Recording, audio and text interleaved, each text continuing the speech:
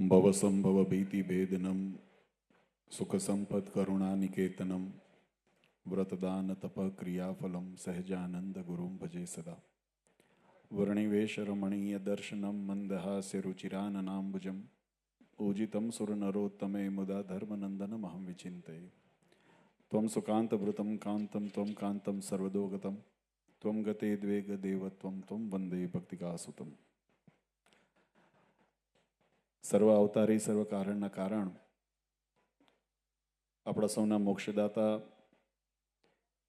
ઈષ્ટદેવ ભગવાન શ્રીહરિના દિવ્ય સાનિધ્યમાં જેમનો દિવ્ય દ્વિશતાબ્દી મહોત્સવ આમ તો આપણે સમગ્ર વર્ષ પૂજ્ય મહારાજશ્રીની આજ્ઞાથી ભક્તિ પર્વ તરીકે ઉજવ્યો અને અત્યારે એનો કળશ ચડી રહ્યો છે એવું દેખાય છે. એવો આ વડતાલવાસી શ્રી લક્ષ્મીનારાયણ દેવ હરિકૃષ્ણ મહારાજની છત્રછાયામાં સાથે સાથે પરમ પૂજ્ય સનાતન ધર્મ ધુરંધર 1008 આચાર્ય શ્રી અજેન્દ્ર પ્રસાદજી મહારાજ શ્રી જેમનો પ્રાગટ્ય અમૃત મહોત્સવ આપણે સૌ ઉજવી રહ્યા છીએ.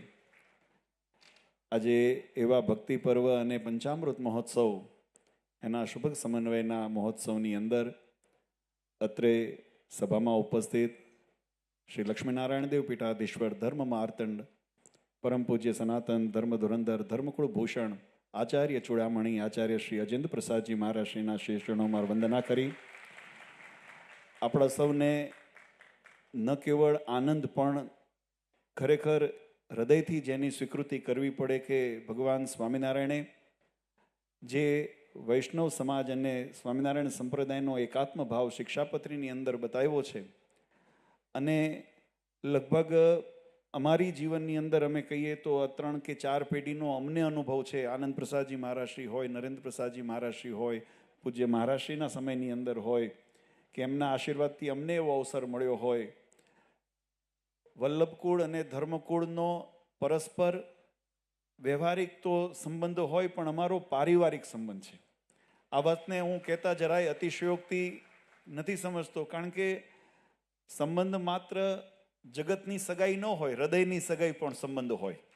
એમ જેમની સાથે હૃદયનો આત્મીય ભાવ જોડાયેલો છે એવા પરમ શ્રદ્ધેય પરમ આદરણીય પરમ પૂજ્ય ગોસ્વામી શ્રી કુંજેશકુમારજી મહોદય શ્રીના શ્રીચરણોમાં અમારા ચિરંજીવી બહુ સુંદર હમણાં પ્રવચન કરીને આપણને સૌને જે ખૂબ સુંદર ઉદ્બોધન કર્યું એવા યુવરાજ લાલજી શ્રી સાનિધ્ય પ્રસાદ સાનિધ્ય એટલું કુમારજી અમારે પરિચય બીજી વખત છે. આમ તો યજ્ઞોપવિતમાં આવ્યા હતા પણ ત્યારે પરિચય નહોતો થયો, પણ બહુ સુંદર આપનું ઉદ્બોધન અને અમારા બંને બાળકો આ બધાના સાથે સાથે ધર્મકુળની અંદર અનન્ય નિષ્ઠા જેની રાખીને વાસ્તવમાં જેને ધર્મકુળ આશ્રિત શબ્દ સાર્થક કર્યો છે એવા અમારા વંદનીય વડીલ સંતો, કારણ કે બધાએ આનંદ પ્રસાદજી મહારાજ, નરેન્દ્ર પ્રસાદજી મહારાજ શ્રી અને અજેન્દ્ર પ્રસાદજી મહારાજના દીક્ષિત છે. એટલે મેં સવારે પણ કીધું હતું કે અમારા માટે ઘણા મોટા છે, પણ જેને છતાંય અનન્ય ભાવ રહેલો છે એવા તમામ સંતો,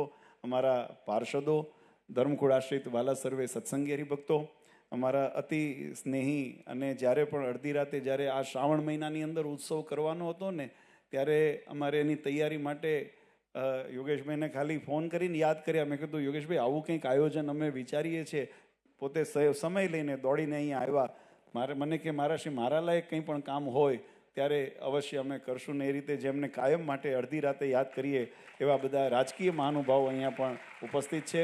ઉપસ્થિત દેશ વિદેશથી મને એવું હતું કે કદાચ શ્રાવણ મહિનાનો ઉત્સવ મોકૂફ રહ્યો, હવે વિદેશથી બધા ભરી વારે કોડે ધક્કો ખાશે, પણ આ બધા ધક્કો ખાવાના બદલે આ બધા પોતાનું ઘર માનીને આ ઉત્સવની અંદર હાજરી દેવા તમામ દેશથી વિદેશથી પધારેલા તમામ સત્સંગી હરિભક્તો આપ સૌને ભગવાન શ્રીહરિના ચરણારવિંદમાં પ્રાર્થના કરી ખૂબ ખૂબ મંગલ આ ઉત્સવની બધાઈ આપું છું. આજનો દિવસ પૂજ્ય મહારાજશ્રીએ ખૂબ સુંદર આપણને વિવેચન કીધું છે. અનાયાસે પૂજ્ય મહારાજશ્રીએ પણ આપણને વાત કરી તોડફોડ ને જોડ. આપણા માટે હવે આ સંકલ્પ આપણે થઈ ગયો. મહારાજશ્રીએ એનું વિવેચન કરીને સ્પષ્ટીકરણ કર્યું શું તોડવાનું, તો કે અંદરની અંદર આપણા હૃદયની અંદર જે રહેલા કોઈના માટે ઉણપ હોય, કોઈના માટે દુષ્ભાવ હોય, એવા બધા સંકલ્પને આપણે તોડીએ ફોડીએ અને ભગવાનમાં જોડાઈએ. આ સંકલ્પને લઈને એટલે આજનો મહોત્સવ એ ખરેખર ખૂબ સાર્થક મહોત્સવ ગણાય. જેમ પૂજ્ય મહારાજશ્રીએ બહુ સુંદર વાત સમજાવી કે આપણા માટે આ સનાતન ધર્મની પરંપરા છે, જેને આચાર્ય દેવો ભવ, માતૃદેવો ભવ, પિતૃદેવો ભવ, આચાર્ય દેવો ભવ અને છેલ્લે અતિથિ દેવો ભવ, આ ચારની સંસ્કૃતિ આપણી સભ્યતા એ સનાતન વૈદિક પરંપરાની અંદર સંકળાયેલી છે. એની પાછળનો ઘણી વખત અમે વિચાર કરીએ કે એવો ઉદ્દેશ શું હશે. સંસારમાં પ્રકૃતિના કુદરત પ્રમાણે દરેક જીવ આવે છે, સંસારમાં શરીર ધારણ કરે છે, ને શાસ્ત્રોએ તો ત્યાં સુધી કીધું છે કે આ તો બધો શરીરની અવસ્થા સુધીનો સંબંધ છે. શરીર ત્યાગ કરે, શાસ્ત્રી સ્વામી બરાબર, શરીર અવસ્થા ત્યાગ કરે પછી પાછળના જન્મમાં વચનામૃતની અંદર ભગવાને કીધું કોણ મા હતા, કોણ બાપ હતા, કોણ ભાઈ હતા, કોણ મામા હતા, કોણ કાકા, ક્યાં કોઈને યાદ રહે છે. આપણે પૂર્વજન્મની અંદર આપણા કોણ સગા હતા ક્યાં યાદ રહે છે. કદાચ કોઈને એવા ગુરુ કર્યા હશે કે ક્યાં યાદ રહે. બધા શરીરના આયુષ્ય સુધીના સંબંધ છે, પણ એવા સંબંધની અંદર પણ શાસ્ત્રોએ એની મહત્તા શા માટે બતાવી? આ બહુ સુંદર વિચારવાનો એક પ્રશ્ન છે. જેમ જગતના સર્વ સંબંધ નાશવંત છે, તમે કોઈની સાથે શરીરના માધ્યમથી જોડાયેલો કોઈ પણ સંબંધ હશે, એનો જે દિવસે શરીર અવધિ પૂરો થયો, આ જીવાત્માએ એના પ્રાણ પંખેરું શરીર મૂકીને નીકળી ગયા પછી એ શરીરના તમામ જે સંબંધો હોય, એની સાથેનો સ્નેહ હોય, તમામ ત્યાં વિરામ પામી જાય છે. અને શાસ્ત્ર તો ત્યાં કહે છે કે એ સ્થૂળ, સૂક્ષ્મ અને કારણરૂપ શરીર જ્યારે નાશ પામી જાય, જગતના માયાની અંદરથી આવરણથી જે આવરિત એવા તમામ મોહ જે છે એ મોહ નાશ પામી જાય એટલે જીવાત્મા બ્રહ્મરૂપ થઈ જાય છે. અને બ્રહ્મરૂપ જ્યારે જીવાત્મા થઈ જાય પછી એને માયા કે માયાના સંબંધની કોઈ આવશ્યકતા રહેતી નથી. એને પોષણની, આ તત્વજ્ઞાન છે.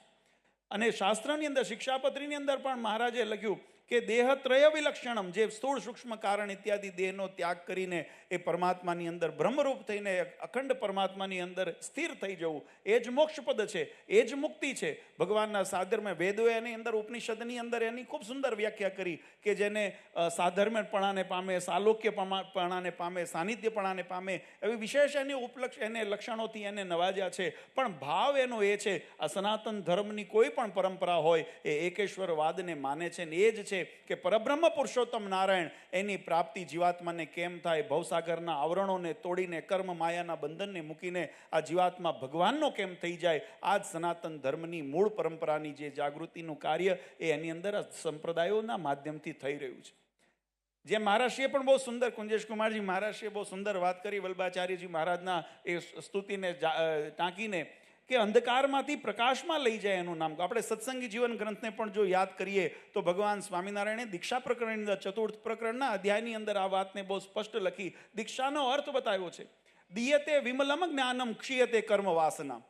જે જીવાત્માને સદબોધ આપીને, ઉપદેશ આપીને એને દીક્ષિત કરે છે, અને દીક્ષાથી દિયતે વિમલમ જ્ઞાનમ, જે પરમાત્માનું સંબંધનું, આત્માને પરમાત્માના પ્રાપ્તિ સંબંધનું, કલ્યાણ સંબંધનું જે જ્ઞાન છે, સદાચાર રૂપી ધર્મનું પ્રતિપાદન કરવાનું જે સ્થાન કાર્ય છે, અને એવું જ્ઞાન જ્યારે જીવાત્મા સુધી આપી અને જીવાત્માને પાપમાંથી મુક્ત કરાવે છે, પાપના પુંજમાંથી મુક્ત કરાવે છે. અધર્મ સર્ગો ખનનસ્ય કરતા, જેમ અધર્મના સર્ગની અંદર કોઈ પણ મોટા પહાડો કેમ ન હોય પણ એનું ખનન કરીને એની અંદરથી ઉલેચીને અને અધર્મને જીવનમાંથી દૂર કરીને સદ્ધર્મની સ્થાપના કરાવે છે. દિયતે વિમલમ જ્ઞાનમ, વિમલ એટલે શાંતિ અપાવનારું, આનંદ અપાવનારું.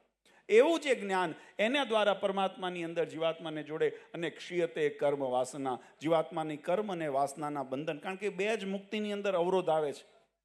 એક આપણા કરેલા કર્મ, અવશ્યમેવ ભોક્તવ્યમ કૃત કર્મ શુભાશુભમ. શાસ્ત્રોનું મત છે જીવાત્માએ શુભ કરેલા. ઘણી વખત આપણને એમ થાય અમે તો સારા કામ કરીએ છીએ, પણ સારા કામ કરવાય ભોગવવા આવવું પડે. એટલે એવું નહીં સારા કામ ન કરશો હો, પાછા નહીં તો સાવધાન થજો.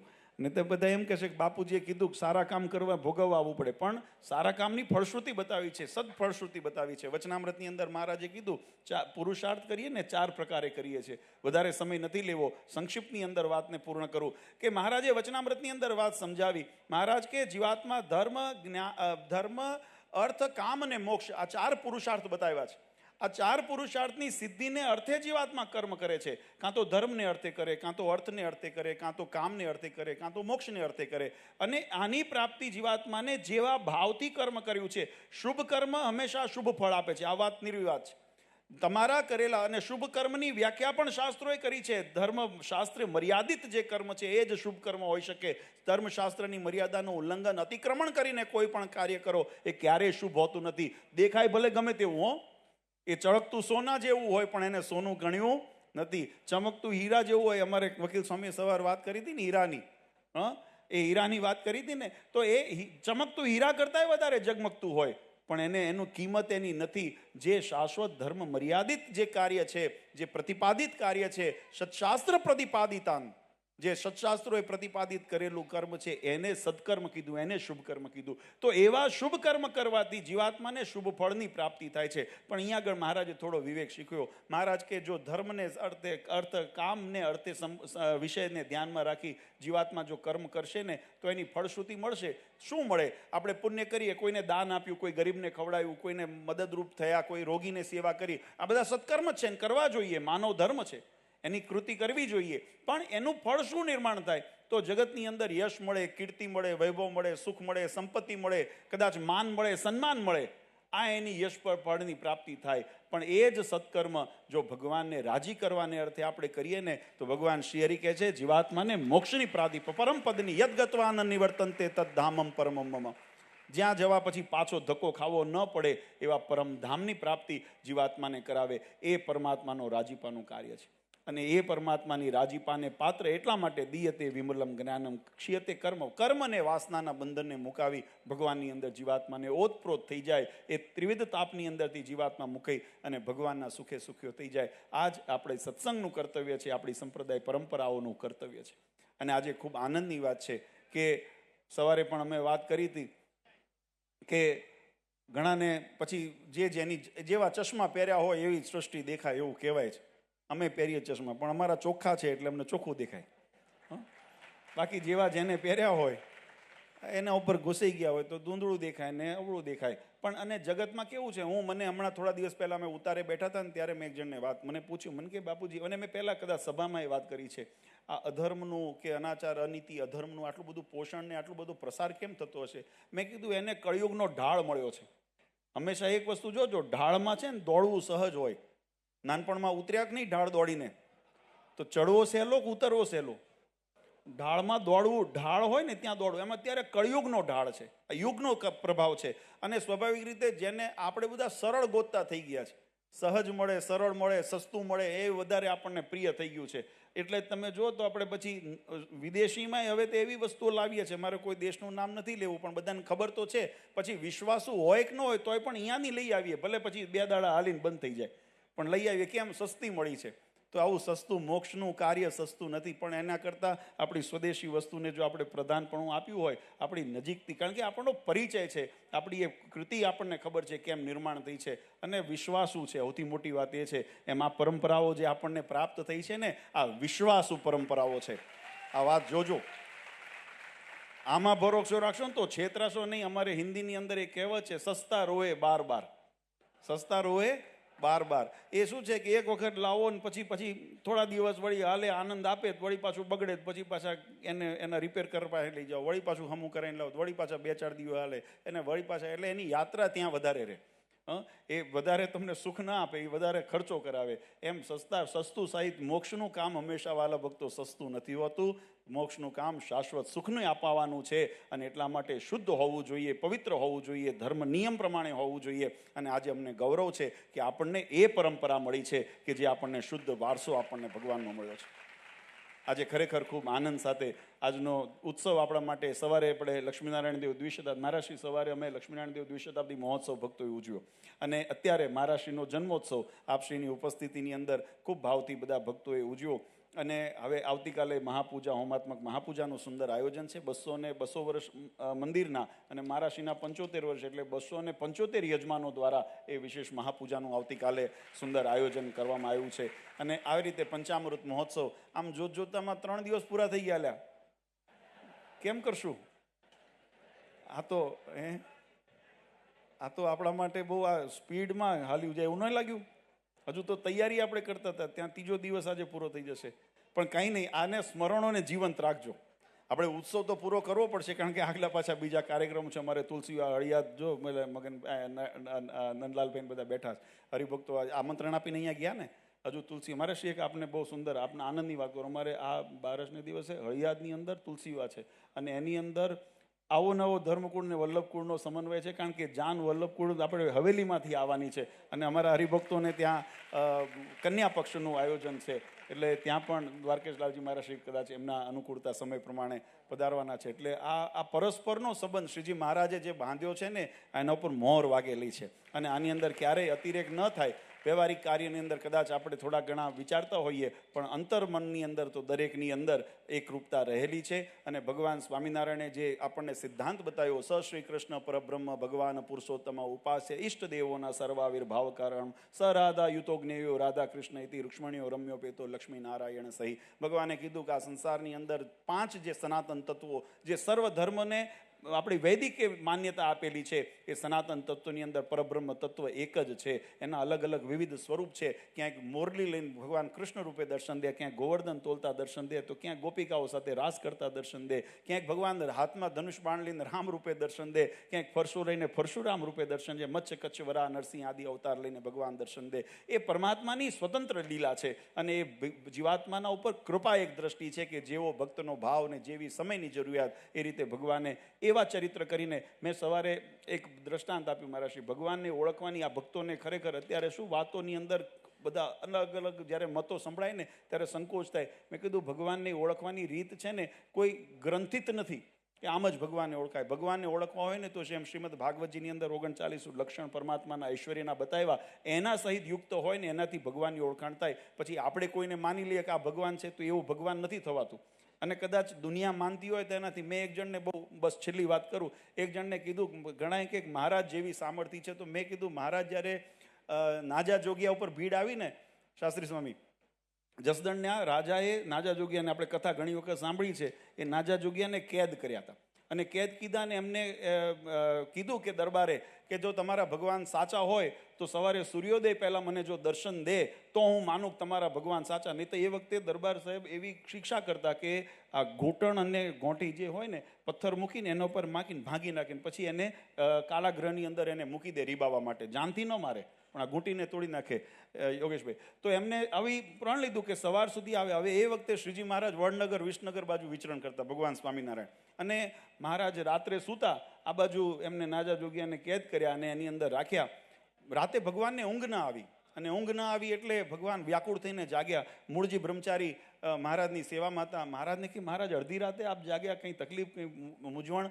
મહારાજ કે મારા ભક્તને ભીડ આવી છે અને મારે જવું પડશે. પણ મહારાજ આપણે તો વડનગર વિસનગર છીએ, ક્યાં જવું છે આપને? અને તે વખતે ચોમાસાની ઋતુ હતી ને વરસાદનું સિઝન ને અત્યારે તો બધા સાધન સુવિધાઓ છે, તે વખતે કાંઈ નહીં. અને એ વખતે મહારાજ કે તમારે મૂળજી બ્રહ્મચારી કોઈને આવવું હોય, હું કે અમારા કાઠી દરબારો હતા જે સેવામાં હતા એમને કે તૈયાર કર્યું, પાર્ષદોને તૈયાર કરું, સંતોને તૈયાર કરું. મહારાજ કે એવો ટાઈમ જ નથી. જેમ આપણે હમણાં ગજેન્દ્ર મોક્ષની કથા આપીને, ગરુડ તજીને પાળા પધાર્યા પગ ગજ સારું મહારાજ, એવી રીતે તમે આવો દયાળુ કરવા. સંતોએ કીર્તન ગાયું ને કે ભગવાનને આર્તનાદથી જ્યારે હાથીએ એ ગજેન્દ્રએ જ્યારે ભગવાનને યાદ કર્યો, હરી હજુ આટલું પૂરું થાય ત્યાં સુધી મહારાજ ગરુડના વેગને છોડીને ગરુડ તજીને પાળા પજાર્યા ગજેન્દ્રની રક્ષા કરવા. ભગવાન આવ્યા. એમ મહારાજ કે મારે પાર્ષદો સંતોને તૈયાર કરો ને બહુ મોડું થઈ જાય, મારે જવું છે. મૂળજી બ્રહ્મચારી કે હું જેવો છું એવો જોડે ને જોડે હાલતા થયા. અને આપણો સંપ્રદાયનો ઇતિહાસ એવો લખાણો કે બરાબર ભોગાવો નદી આવી છે ને બે કાંઠે ભોગાવો નદી જાય છે. મૂળજી બ્રહ્મચારી કે હવે કેમ કરશું? આ ભોગાવો નદી કેમ આપણે તરશું? અને આની અંદર કોઈ તરાપો રાતે મુશળધાર વરસાદ ચાલે, આમાં કેમ આપણે પાર કરશું? ત્યારે ભગવાને કીધું કે મૂળજી બ્રહ્મચારી ત્યાં એક હનુમાનજી મહારાજને આજે પણ એ ડેરી સાક્ષી છે, ત્યાં ડેરી હતી. એમને કે તમે અહીંયા બેસો અને અમે તો આ ચાલ્યા. ને એમ કરીને છપ છપ છપ છપ કરતા એ મહારાજ પાણી ઉપર ચાલી. અને બરાબર સવારનો મંગળાનો સમય થયો ત્યારે ભગવાન શ્રી હરિ એ નાજા જોગિયાના રક્ષાને માટે ત્યાં જસદણ પહોંચ્યા છે. આ સંપ્રદાયનો ઇતિહાસ. મેં કહું આટલું કરી દે. અમારે મહીસાગર કે નર્મદા જ્યારે બે કાંઠે જતી હોય ને મને હાલીને બતાવે. ભગવાન થવું સહેલું નથી. હાલીને બતાવે મને. બે કામ થશે, જો થશે તો ભગવાન મળશે અને નહીં થશે તો પાપ જશે.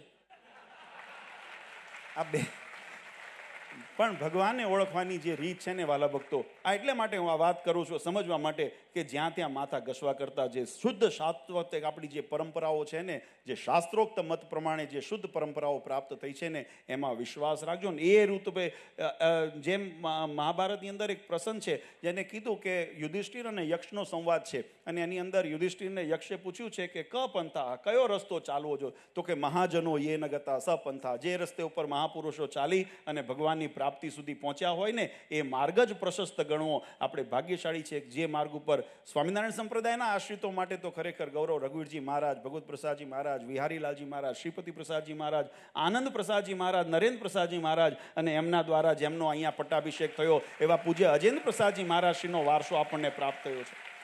એ જ રીતે જે વલ્લભ સ્કૂળના આશ્રિતો છે એમના માટે જે શુદ્ધ વલ્ભાચાર્યજીની જે પરંપરા, એ પરંપરાનો આપણને અહીંયા વારસો ને સાનિધ્ય પ્રાપ્ત થયું છે. આજે આ પ્રાપ્તિ આ મોક્ષપદની જીવાત્માને અપાવનારી પ્રાપ્તિ છે. બાકી તો ગુરુ થઈને ઘણા બધા આપણે સમયની અંદર લઈએ. આજના મહોત્સવની અંદર આપ સૌએ મારા શ્રી આપનો સમગ્ર ધર્મકુળ પરિવાર અને અમારા સંપ્રદાયના ભક્તો સંતો બધા વતી ખૂબ ખૂબ હૃદયથી આભાર વ્યક્ત કરું છું કે આપને શોર્ટ નોટિસ ને નવા દિવસોના નવા, મેં મહારાષ્ટ્રીને કીધું મહારાષ્ટ્રી આપને અત્યારે ઘણા બધા હરિભક્તો અને ઉત્સવ અત્યારે પણ વૈષ્ણવ મંદિરની અંદર, હવેલીઓની અંદર ગોવર્ધન પૂજા ઇત્યાદિ, અન્નકોટ ઉત્સવ, ઘણા બધા પાર પ્રસંગો હોય, પણ આપ એમાંથી સમય કાઢીને આ પત્રે પધાર્યા એ અમે ખૂબ ખૂબ એનાથી અમે આ કાયમ આપનું ઋણ અમે સ્વીકારીએ છીએ. અને આવો ને આવો આત્મીય ભાવ અમે અડધી રાતે આપને ફોન કરશું, અમને આ વિશ્વાસ છે કે તમે આવશો ખરા.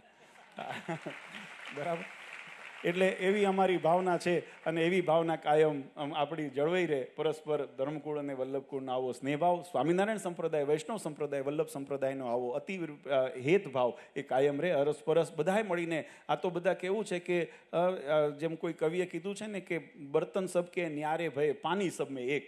આ બધા વાસણોના રૂપ છે, અંદર જળતું સ્વરૂપ એક જ છે. એમ ભગવાનની ઉપાસના ભક્તિના માર્ગની અંદર અને ભગવાન સ્વામિનારાયણે જે ઉત્સવ સમયાની રીત તો આપણી વૈષ્ણવ સંપ્રદાયની સ્વીકૃત કરેલી છે, એટલે એ રીતે એકરૂપતા રહેલી છે. તો એવી એકરૂપતાની કાયમ અભિવૃદ્ધિ થતી રહે અને કાયમ પરસ્પર મળીને આવા સનાતન ધર્મ અને મોક્ષની પરંપરાનો આપણે વહન થાય, જતન થાય, અને આપ સૌના આશીર્વાદ આ સમગ્ર સત્સંગ સમાજને કાયમ મળતા રહે એવી આજના દિવસે આપના ચરણાર્યુમાં વિનંતી કરી પરમ પૂજ્ય ધર્મધુરંદર શ્રી 1008 આચાર્ય શ્રી અજેન્દ્ર પ્રસાદજી મહારાજ શ્રી સમગ્ર ધર્મકુળ પરિવાર વતી ઉપસ્થિત સર્વે હરિભક્તો, સંતો, અમારે રાજકીય મહાનુભાવો બધાને અંતરના ખૂબ ખૂબ અમે આશીર્વાદ આપીએ છીએ. ભગવાન આપ સૌનું ખૂબ યશ કરે અને સર્વ રીતે સૌનું મંગળ વિસ્તારે એવી લક્ષ્મીનારાયણ દેવ હરિકૃષ્ણ મહારાજના ચરણારીમાં પ્રાર્થના કરીએ છીએ. અને દરેક હરિભક્તોનું ભગવાન નૂતન વર્ષ ખૂબ મંગલમય થાય એવી શુભ ભાવના સાથે પરમ પૂજ્ય આચાર્ય મહારાજની આશીર્વાદ સાથે મારી વાણીને અત્રે વિરામ આપું છું. બોલો સ્વામિનારાયણ ભગવાનની જય,